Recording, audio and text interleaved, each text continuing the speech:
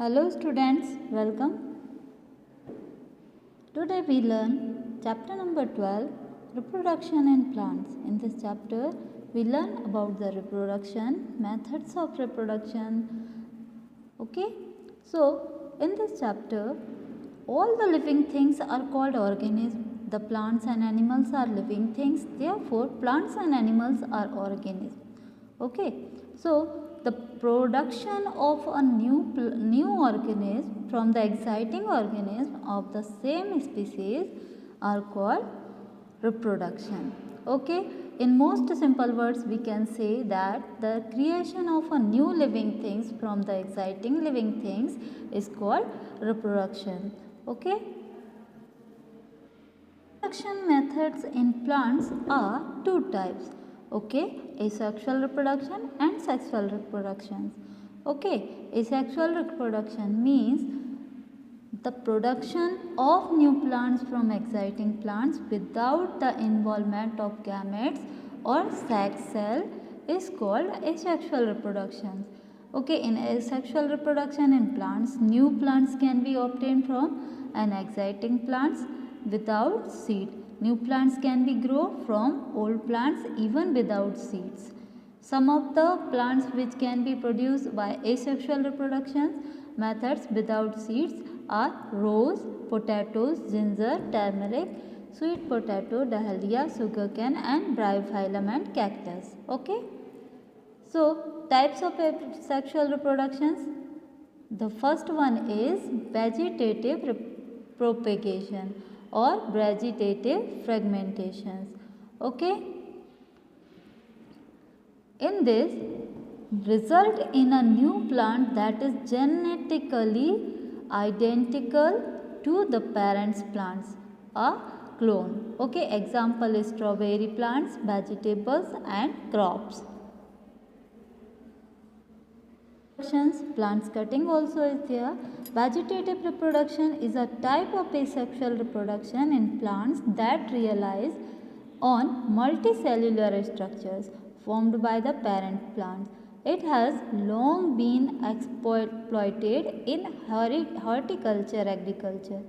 Okay, with various methods employed to multiply stocks of plants. Yes, the next is budding. Okay, the budding is a means of asexual reproduction whereby a new individual develops from an outgrowth of a parent's, splits off and lives independently. Okay, reproductions found in spores also. Okay, so found in fungi, algae, protozoas, airborne cells that are released from the parents. They are enclosed and develops when the environment is appreciates.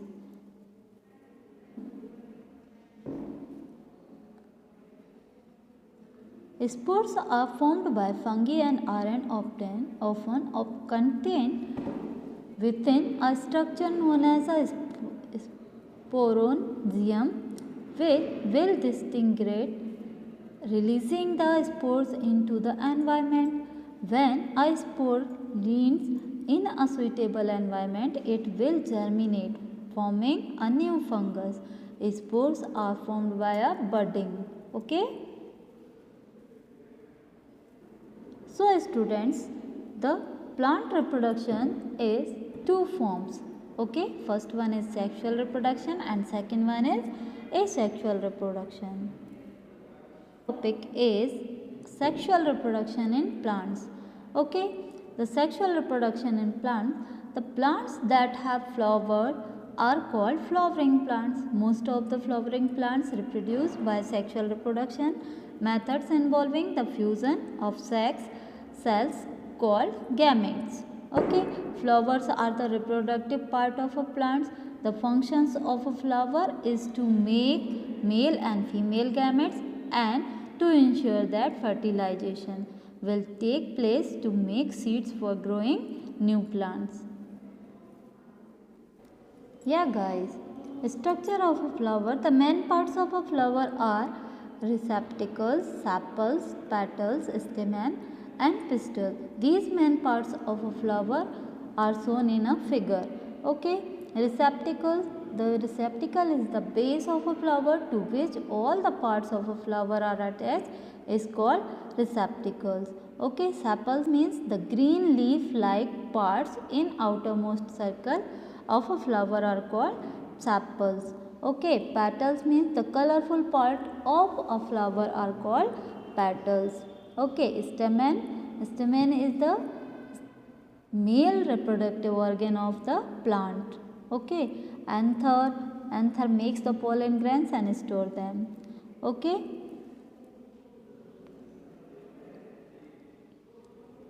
Yeah, pistil. Pistil is the female reproductive organ of a plants. Okay. Describe sexual reproduction in plants. In plants, flower is the functional unit. Okay, with sepals reproduction. In a flower, the ovary produce female germs, cell or egg, and the pollen grains produce male germ grains. Okay, when the pollen lands on stigma, it germinates producing a pollen tube which grow downwards to reach ovary.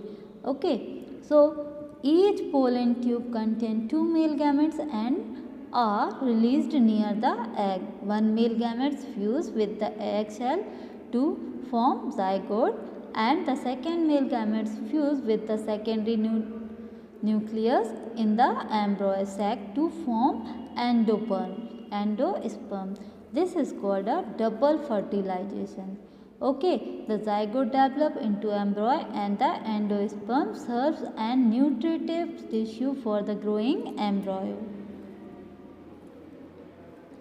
Yeah, student, this is the picture of stamen. Stamen is male reproductive organ of a plant.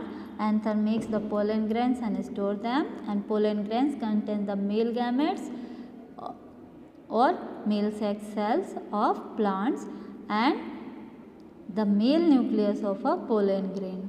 Okay. Pistil, female reproductive organ of a plant. Okay. Pistil is the female reproductive organ. The ovary makes ovules and stores them. Ovules contain the female gametes or the female sex cells of the plants. Okay. Pollination. Yeah, pollination means the transfer of pollen grains from the anther of a stamen to stigma of a pistil is called pollination. Pollination can occurs in two ways: self-pollination and cross-pollination. Yeah guys, this is the picture of pollination. Okay, first is self-pollination and second one is cross-pollination. Yeah guys, fertilization. Fertilization means each pollen grains grow a pollen tube down to the ovule, and one pollen tube reaches the ovule where a nucleus of a male cell join with the nucleus in the female cells. Okay. In other words, we can say that the process in which the male gametes present in pollen grains fuses with the female gametes present in ovule to form a new cells called zygote is called fertilization. Okay. Formation of fruits and seeds. After fertilization, the ovule present in ovary grow to become a seed. Okay, so all the ovules present in the ovary of a flower get fertilized by pollen grains and grow to become seeds. The ovary of a flower develops and become a fruit. Fruit is the ripe ovary of a flower. Okay.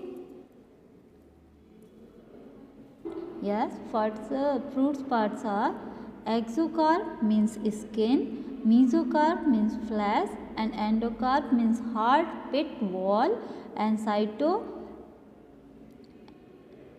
and cotyledons means of seed. Okay, seeds are present inside the fruit. Germination is a process in which a seed begins to grow is called germination. Okay. In this picture you see, when a seed germinates, the seed coat is split, tiny roots grow downwards and a shoot grow upward. Okay, this produces a seedling of a plant. The seedling grow further ultimately from a new plant. After a certain period, plant bear flower. Okay, these flower again reproduce fruits and seeds, weeds, grain, gram, etc. All these seeds can germinate when shown in the soil under suitable condition. Okay, seeds germinate under suitable condition to produce new plants. Clear? Dispersal of seeds and fruits. Dispersal of seed means to scatter seed over a wide area. Okay, the same kind of plants and grow at different places because their seeds are dispersed to different places by the various natural agents such as wind, water and animal etc. Means the lightweight seeds or seed with wings or hair-like structure fly with wind from one place to other and help in dispersal. Yes, animal dispersal means seed that hook into animal's fur can be transferred from one place to another and thus causes new plants growth. Okay? Means seeds of a plant which grow near waterway may be carried for away by stream and river. Coconuts can float this way for years and end up miles away from where they started. Okay? Yeah, explosive dispersal means seed are voluntarily ejected from plants so that they fall away from the parent plants. Gourds is a good example of this. Sitting near gourds bushes on a hot day in summer, you can hear exploding pods sound almost like gunshots. Okay?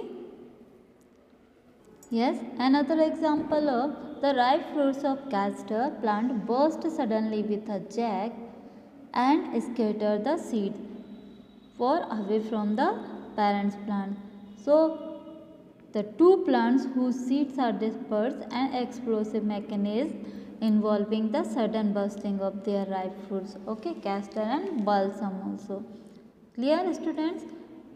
Yes, I hope you understand this chapter.